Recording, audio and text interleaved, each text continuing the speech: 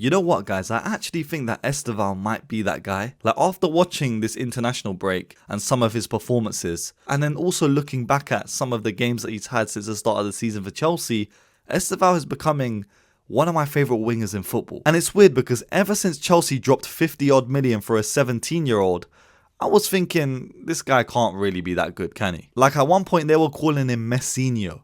Messinho, you know, not Ronaldinho.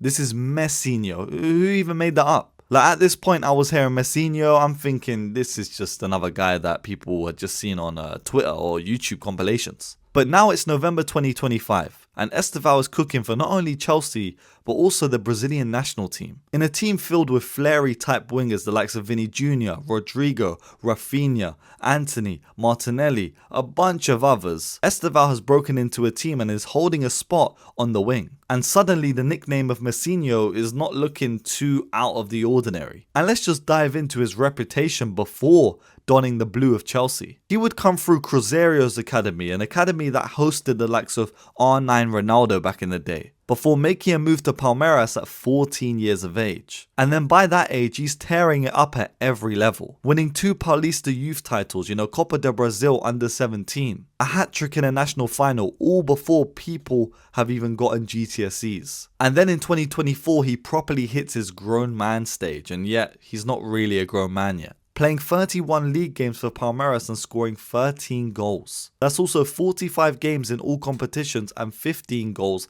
as a 17-year-old. And of course, it's not like we had never seen this before. The likes of Neymar Jr. went on a similar path with Santos. A similar path to the point where he was already getting put up in Ballon d'Or shouts while playing in the Brazilian league. But by the end of that season with Palmeiras, he would become the first ever player to record over 20 goal contributions that was under the age of 18 in a single league campaign, getting 12 goals and 8 assists in the Brazilian league. And it's not like he was stat padding either. He was scoring big goals in the games that he had. So when Chelsea in 2024 rock up and say to Palmeiras, yeah, we'll pay this amount up front and then that fee will rise and we'll just take him in our team, yeah? This wasn't them just buying Estevao on vibes. They saw the potential. And eventually they would end up waiting an entire year for him to be included in their team. Now, even though Chelsea had announced the deal in 2024, Estevao was still playing for Palmeiras even during the Club World Cup, where he would actually come up against Chelsea. And in a quarter-final display against Chelsea, he would act like he did not know the script,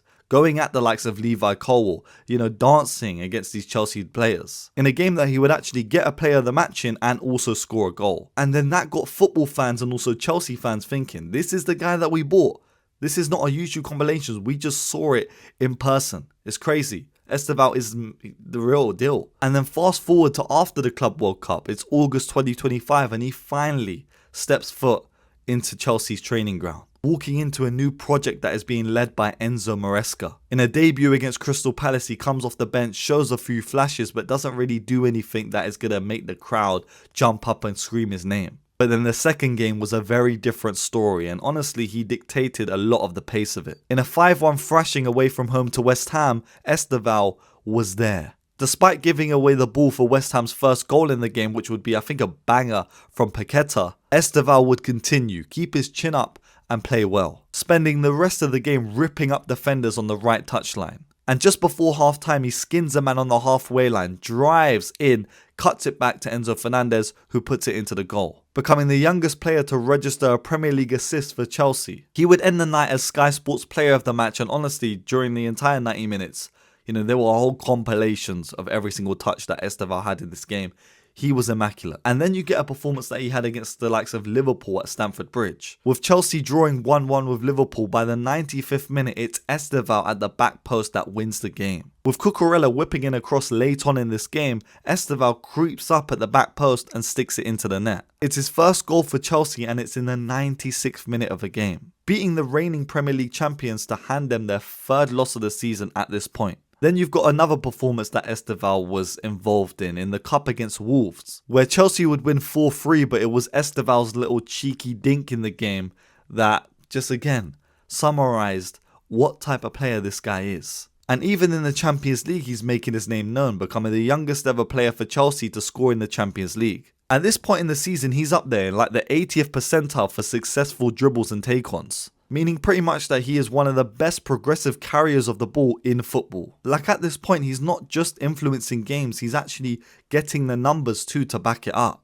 Also, we have to talk about his impact for Brazil. Like recently where Brazil won 5-0 against South Korea, Estevao scored a brace, drifting in from the right hand side and just being deadly. Even in a 2-0 win against Senegal, Estevao was the guy that broke the deadlock, setting the tone of the game, leading the Brazilians forward before Casemiro would double the lead. And then even when Brazil aren't playing too well, in a 1-1 draw against Tunisia are 1-0 up at this point, Estevao steps up for a penalty and slots it home. That's 5 goals in 11 games for Brazil for Estevao.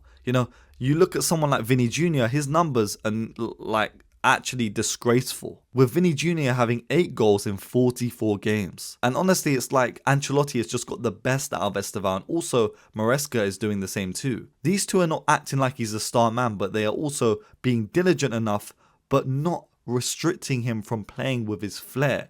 It's the perfect blend of, what a player needs and what a player wants. And I genuinely think that if he continues on this rate, he can be one of the best wingers in football, one that can hug the touchline and, be a wide winger, but also come into a 10 space and influence games like that. Especially as Chelsea have had Cole Palmer out for a numerous amount of games this season, Estevao has been the one that stepped up, being a creative hub for Chelsea. Imagine when Cole Palmer's injected back into the side and Estevao can hug the touchline and do these 1v1 take-ons. Chelsea will be even more dangerous, especially when their strikers come back too. I really do think Estevao could be that guy, and again, he's another one that's trajectory I have to be watching for the rest of this season. So let me know what you think about Estevao, and are there any other wingers in football that we need to dive into just like this one? Make sure you like, comment and subscribe, and of course this has been Jib Rules 101 with Burkinho, who has